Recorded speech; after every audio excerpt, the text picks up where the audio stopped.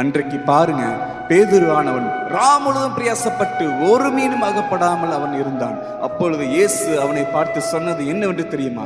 பேதுருவே, உன் படகை இன்னும் சற்று ஆழமாய் கொண்டு போய் உன் வலையை போடு என்று சொன்னார். ஆனால் பேதுரு சற்று தயங்கினான். ஆண்டவரே, நான் முழுவதும் பிரயாசப்பட்டேனே, இது எப்படி சாத்தியமாகும்? முழுவதும் பிரயாசப்பட்ட ஒரு மீனும் அகப்படவில்லையே, இது எப்படி சாத்தியமாக தயங்கினான்.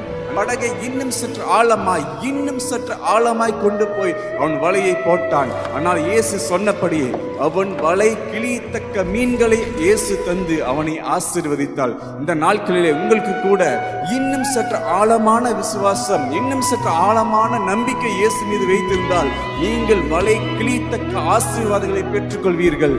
ஆமேன், ஆமேன், ஆமேன், ஆமேன்.